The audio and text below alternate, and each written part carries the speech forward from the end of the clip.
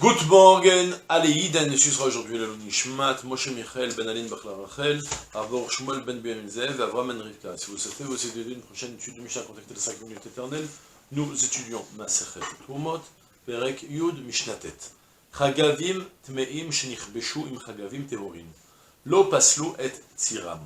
Eid Rabbi Tzadok al Tzir Chagavim Tmeim Shehu Tao. On a une nouvelle Mishnah qui va nous parler cette fois-ci du tzir. Si vous faites attention, ça fait déjà 3 Mishnahs en arrière. On a encore une prochaine qui va nous parler de manière générale quand on est kovesh, la gvisha. La gvisha, ça veut dire qu'on met à macérer dans une saumure. On avait parlé, je vous rappelle vite fait, dans la Mishnah, on fera le point mieux dans la prochaine Mishnah, mais déjà je commence à rappeler parce que je viens de comparer la Mishnah Chet et la Mishnah Tet. Dans la Mishnah Zayin, on avait parlé de mettre à macérer des olives avec des olives, différentes situations, si l'olive elle est concassée ou pas. Après, on avait dans la Mishnah Chet, qu'on a vu, la Mishnah précédente, c'était l'histoire avec les poissons. Alors la différence avec les poissons, il y a quelque chose de très particulier qui se passe, c'est que le poisson, il a du sang qui va se mélanger dans notre cire. Et là, donc, ça nous posait un problème bien plus embêtant, parce qu'après, on voulait utiliser la saumure pour pouvoir saucer et l'utiliser en tant que sauce d'alimentation. On avait une quantité d'annulation, et un pourcentage pour annuler, qui était beaucoup plus rigoureux qu'en général. En général, les goûts qui se mélangent, on ne les permet pas. 1/60e. Là, pour le poisson, il fallait 1 contre 960. Beaucoup plus. 1 pour 1000, concrètement. Presque. Et là, on a une nouvelle Mishnah qui nous parle cette fois-ci du Tzir Chagavim. Alors, les Chagavim, c'est les sauterelles. Les sauterelles, vous savez que les sauterelles, c'est permis selon la Torah. Il y a juste des simanim, il y a des signes, et il y a 5 sortes de sauterelles qui sont permises.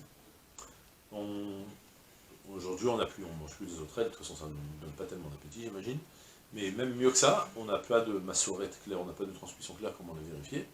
On raconte que les Thémanim mangent des sauterelles. Les gens du Yémen, ils ont une massorette bien claire. Je ne sais pas, j'ai pas vérifié la question. Mes amis Thémani ne mangent pas de sauterelles, en tout cas ça c'est sûr. Ni les cafards, ni les sauterelles. Et donc il y a les sauterelles, donc ça se mangeait à l'époque, c'était fréquent. Imagine quand même, juste se mettre en situation. Vous savez, c'était quoi des épidémies de sauterelles quand ça débarquait, il n'y avait plus rien à manger. Ils passaient, ils rasaient tout ce qu'il y avait.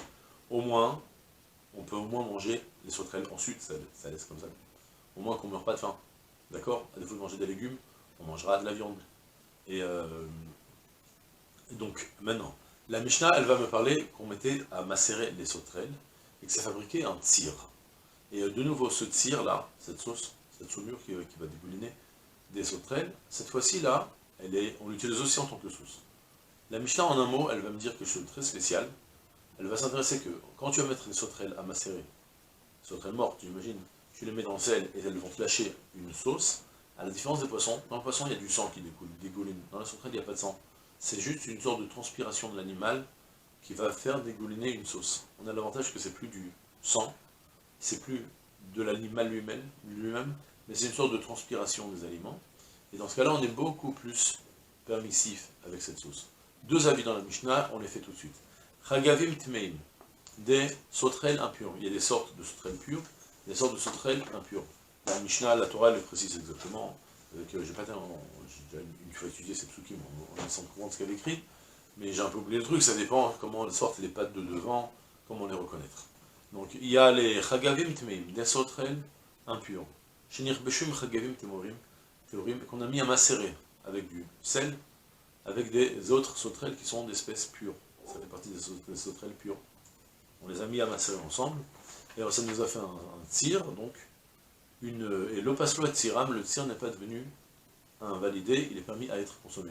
Même si concrètement il y a un pourcentage non négligeable de sauce de sauterelles impures qui s'est mélangé avec la sauce de sauterelles pure, d'espèces impures avec l'espèce impure, avec l'espèce pure, malgré tout, c'est permis de manger le mélange. Pour quelle raison? Le partenariat nous donne le grand secret, c'est qu'en réalité, dans le tzir, dans cette sauce, cette saumure qui va dégouliner les sauterelles, il n'y a pas de sang, comme on a dit. Il y a juste une certaine transpiration qui sort du corps de l'animal, une certaine eau qui va dégouliner, mais ce n'est pas considéré comme la sauterelle impure elle-même, et donc dans ce cas-là, on va le permettre de l'annuler avec majorité. D'accord? C'est l'avis du premier avis de la Mishnah. Et il Rabbi Tzadok al tzir chagavim temem shotao. Rabbi Tzadok vient et nous donne un témoignage que vous prenez la tête à mélanger le tzir des sauterelles impures avec du tzir pur. Moi, je vous permets de manger tout simplement le tir des sauterelles impures, même si ça dégouline tout seul, sans aucun mélange, tu as le tir qui est là, tu as le droit de le consommer. Parce qu'il est considéré comme une espèce pure lui-même, et c'est pas juste qu'il... Quand il est mélangé, il ne va pas interdire le mélange. Même lorsqu'il est tout seul, il est tout simplement permis à la consommation. Et la halakha, elle est comme Rabbi Tzadok, figurez-vous, parce que là, ça nous concerne dans Masechet Eduyot, il y a une Masechet de témoignages, on l'avait étudié dans la fin de Nézikine, c'est le dernier Masechet de Nézikine, des témoignages où il y a plein de rabbinim qui sont venus témoigner d'une certaine halakha particulière qu'ils possèdent eux-mêmes. Et ça, Rabbi Tzadok est venu enseigner que donc le tir des Chagavim, le tir, la saumure, l'eau, la transpiration, qui va dégouliner des espèces de sauterelles impures, il est tout simplement permis à la consommation parce qu'il n'y a pas de sang dans la sauterelle. Et voilà, c'est tout pour aujourd'hui, je vous souhaite une journée pleine de Hatzlacha, Kol Tov, Salam.